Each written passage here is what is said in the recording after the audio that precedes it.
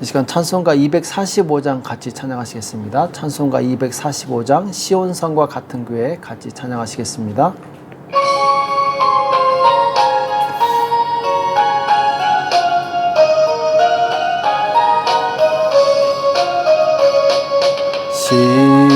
시온성과 같은 교회 그의 영광 한없다.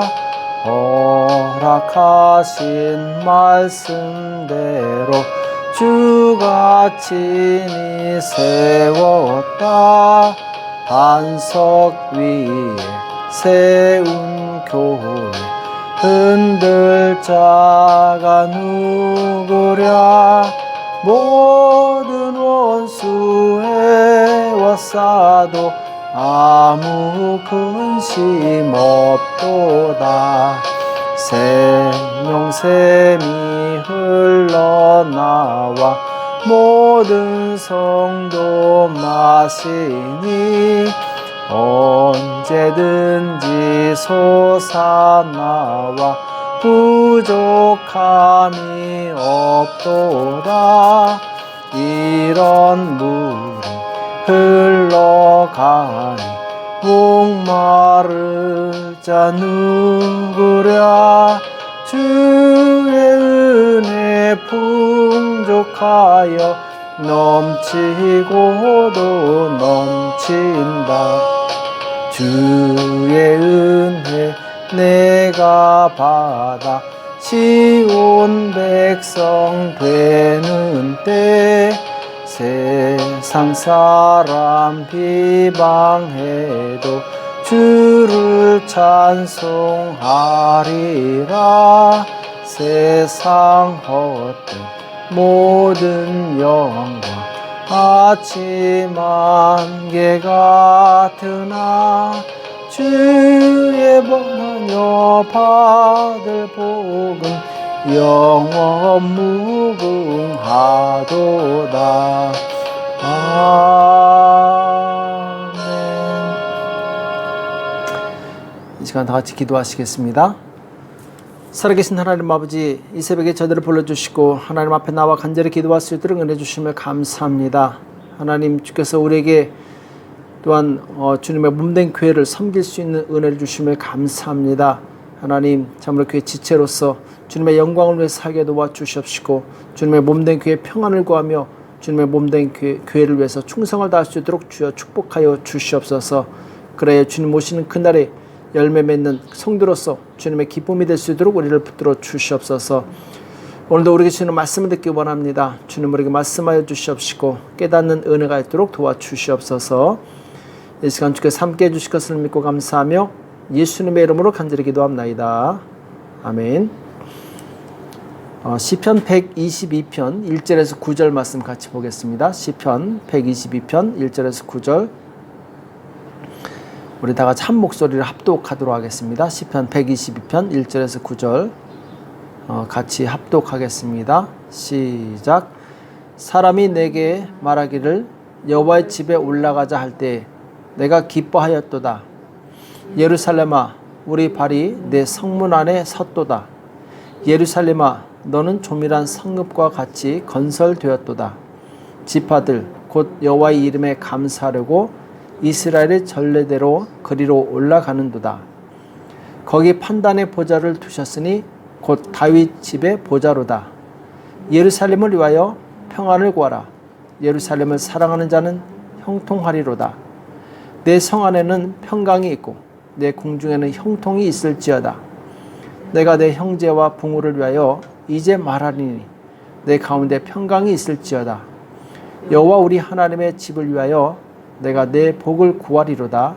아멘. 교회의 평안을 구하는 성도, 교회의 평안을 구하는 성도라는 제목으로 같이 말씀을 나누겠습니다. 오늘 시편 122편의 표제에는 이제 다윗의 시, 곧 성전에 올라가는 노래 이렇게 되어 있는 것을 보게 됩니다. 그래서 내용을 보면은 1절에서 5절까지는 이제 예루살렘에 예배하러 갔을 때 그 기쁨을 노래한 내용이고, 또 6절에서 9절까지는 이제 예루살렘 성의 평안을 위한 그런 축복의 이 노래이죠. 그래서 1절에서 4절까지 보면은 사람이 내게 말하기를 여호와의 집에 올라가자 할 때 내가 기뻐하였도다 이렇게 말씀하고 있습니다.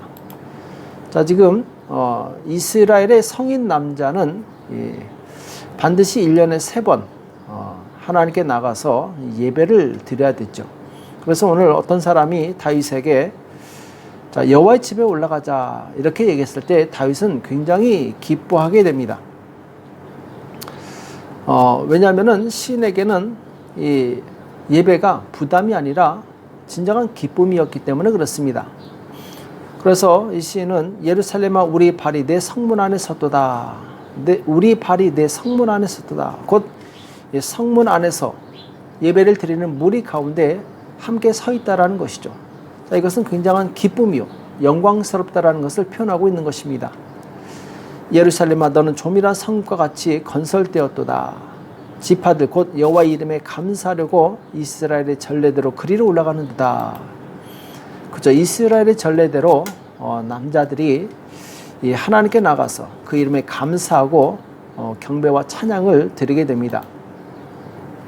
자, 이처럼 시인과 그리고 함께하는 동료들은 하나님께 나가서 하나님께 예배 드리는 것이 큰 기쁨이라고 고백하고 있습니다. 우리가 정말 하나님의 은혜를 알고 그리고 하나님을 사랑한다면 우리는 기쁨으로 전심으로 그리고 사모하는 마음으로 예배에 참석해야 될 것입니다. 그래서 정말 하나님의 백성이 가장 큰 기쁨이요 영광이 있다면 그것은 바로 예배입니다. 신령과 진정으로 예배드리는 것, 그것이 바로 우리의 큰 기쁨이 되어야 될 줄을 믿습니다. 예배는 전능하신 하나님과 그리고 이 피조된 사람의 영광스러운 만남의 시간입니다. 곧 사람에게는 무한한 영광이요 축복의 시간이죠.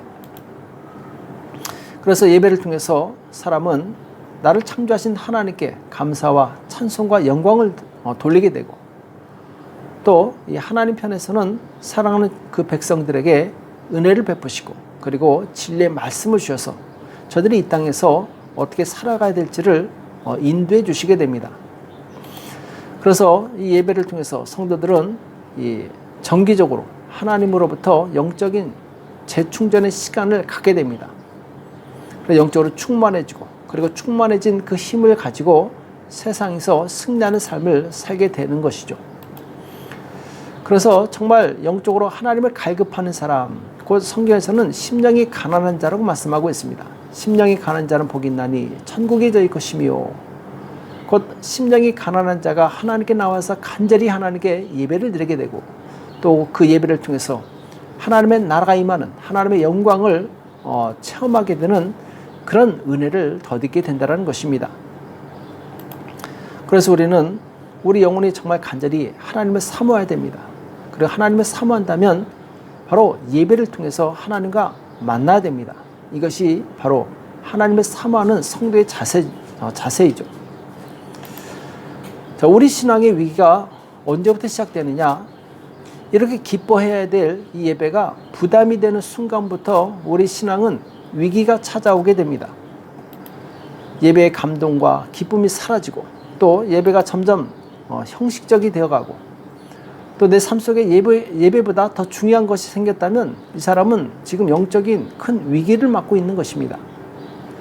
보통 큰 지진이 오기 전에 이 징조가 있습니다. 그래서 이 웬만한 동물들은 다 피한다고 그러죠. 또 몸에 큰 병이 나기 전에 반드시 또 징조가 있습니다. 이 징조를 미리 알고 대비하면 이 큰 병을 면할 수 있습니다. 마찬가지로 영적으로 큰 이 위기의 징조는 무엇이냐? 바로 예배의 기쁨이 사라지는 것입니다. 자, 예배에서 기쁨이 사라졌다. 이것은 곧 영적으로 병들었다는 증거입니다. 이것을 빨리 회복하지 않으면 영적인 깊은 잠에 들어갈 수 있습니다. 예수님 당시에 바리새인들은 바로 그런 사람들이었어요. 그들은 예배를 드렸지만 그 예배는 전부 형식적이었습니다. 자기 영광을 위한 것이었고 사람들에게 존경을 받기 위한 수단이었던 것이죠. 그 예배를 통해서 진정으로 마음 깊숙이 하나님께 감사하고 또 하나님께 영광 돌리는 그런 진심 어린 영적인 예배가 아니었던 것입니다.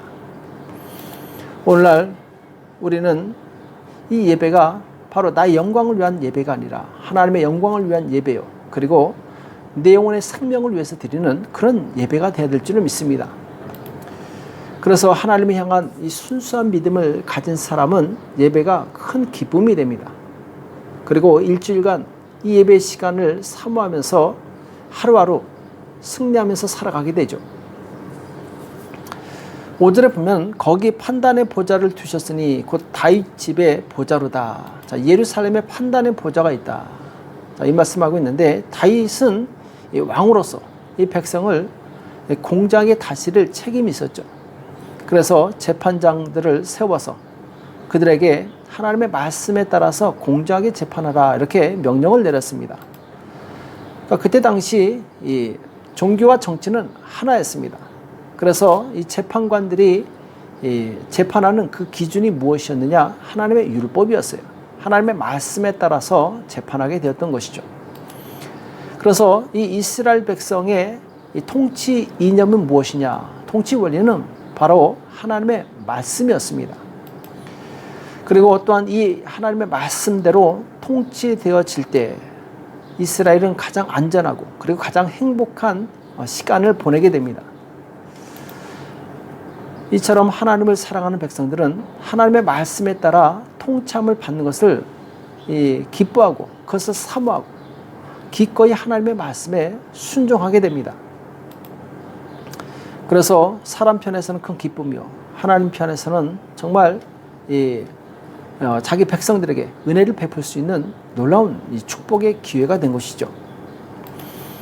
우리는 이 세상을 공정하게 판단하시는 내 인생을 공정하게 판단하시는 그 하나님의 말씀에 내 인생을 의탁하시기 바랍니다.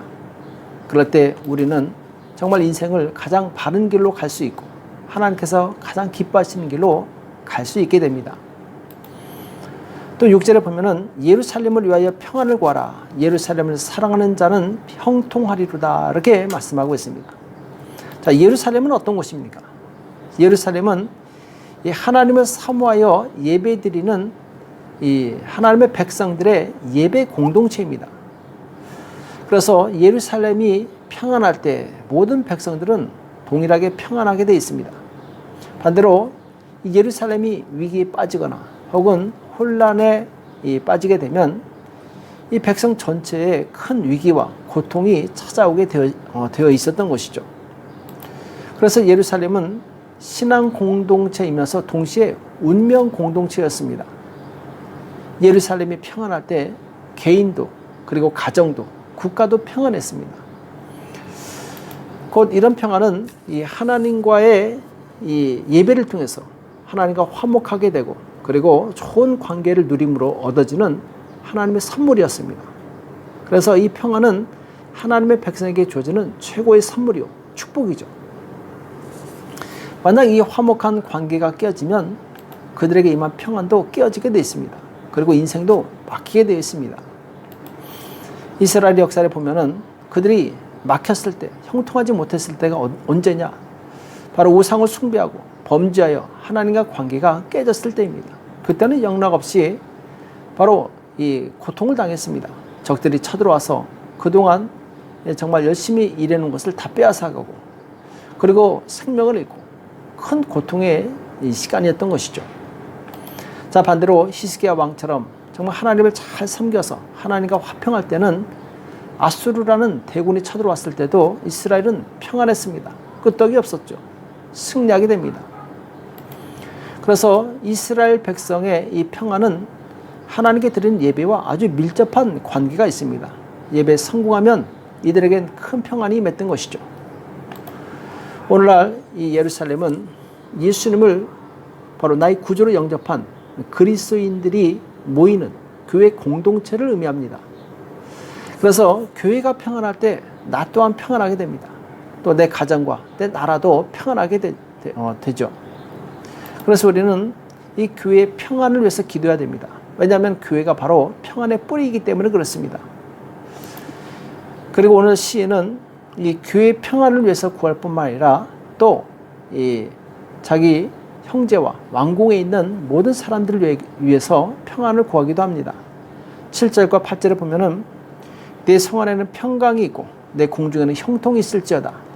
내가 내 형제와 부모를 위하여 이제 말하리니 내 가운데 평강이 있을지어다. 자, 그 평강의 범위를 점점 넓혀가고 있는 것을 보게 됩니다. 그리고 이 하나님의 백성은 하나님의 나라를 위해서 사는 사람입니다. 오늘 마지막 절에 보면은 여호와 우리 하나님의 집을 위하여 내가 복을 구하리로다 이렇게 말씀하고 있습니다. 자, 시인은 예배를 사모하고 이스라엘 평안을 구하면서 마지막으로 우리 하나님의 집을 위하여 내가 내 복을 구하리로다 이렇게 말씀하고 있는 것을 보게 됩니다. 자, 하나님의 집을 위하여. 자, 시인의 궁극적인 목적은 어디 있느냐? 우리에게 주어지는 모든 복도 결국은 하나님의 영광을 위한 것이 되어야 된다라고 말씀하고 있습니다.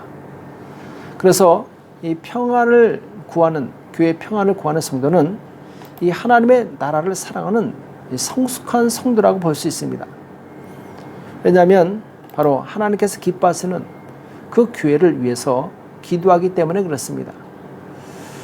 그런 사람에게 하나님께서는 더 큰 은혜를 주시게 됩니다. 자, 마태복음 6장 33절 우리가 잘 아는 말씀이죠. 너희는 먼저 그의 나라와 그의 의를 구하라. 그리하면 이 모든 것을 너에게 더하시리라. 이렇게 말씀하고 있습니다. 자, 그의 나라와 그의 의를 구하라.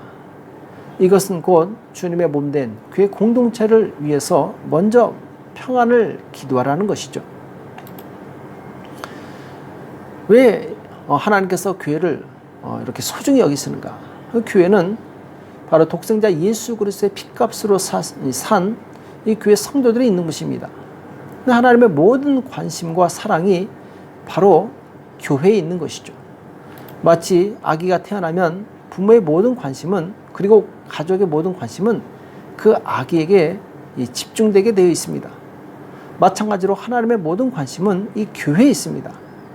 왜냐하면 이 교회를 통해서 새로운 영혼이 잉태되기도 하고 거듭난 영혼이 잉태되기도 하고 또 이 복음을 전하는 그리스도의 군사가 바로 교회에서 나오기 때문에 그렇습니다. 그래서 교회는 이 하나님의 유일한 소망입니다. 세상을 죄에서 구원하고 또 하나님의 영광을 나타낼 수 있는 이 땅의 유일한 처소가 바로 교회입니다. 그러니 하나님 입장에서는 교회가 소중할 수밖에 없습니다. 그래서 이 교회가 힘있게 일어날 때 세상은 예수님을 알고 그리고 구원을 받는 놀라운 은혜와 축복을 누리게 됩니다. 우리가 교회를 위해서 기도해야 될 이유가 바로 여기 있습니다. 교회의 평안을 구해야 될 이유가 바로 여기 있는 것이죠. 왜?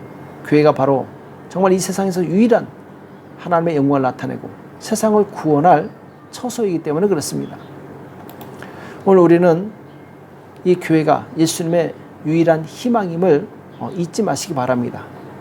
예수님을 위해서 또 세상에 많은 추구하는 영혼들을 위해서 또 이 땅의 진정한 평화를 위해서 교회를 사랑하고 또 교회를 위해서 기도하는 저와 여러분이 되시길 축복합니다. 교회가 정말 힘을 얻고 또 교회 목사님이 강건해지고 직분자들이 교회를 위해서 헌신하고 모든 교회 성도들이 믿음으로 서게 되면 이 교회는 세상에 큰 영향력을 끼칠 수 있습니다. 그리고 그 영향력 있는 교회가 이 땅에 많이 세워질수록 하나님의 이름이 더 많은 영광을 받게 되고 더 많은 영혼들이 구원을 받게 될 것입니다.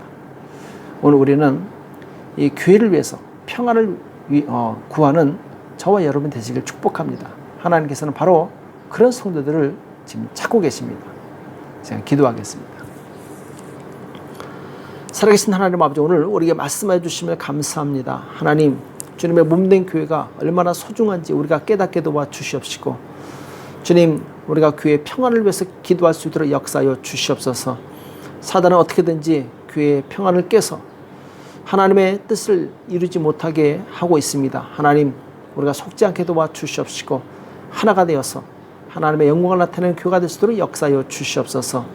오늘도 우리가 기도할 때 성령께서 함께 해주실 것을 믿고 감사하며 예수님의 이름으로 간절히 기도합나이다.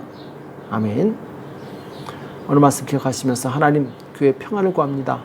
하나님께 세우신 이 땅의 모든 교회들이 평안할 수 있도록, 그리고 그 능력을 발할 수 있도록 축복해달라고 나라와 민족을 위해서, 교회와 가정과 자녀를 위해서 이 시간 같이 합심해서 간절히 기도하겠습니다. 기도하겠습니다.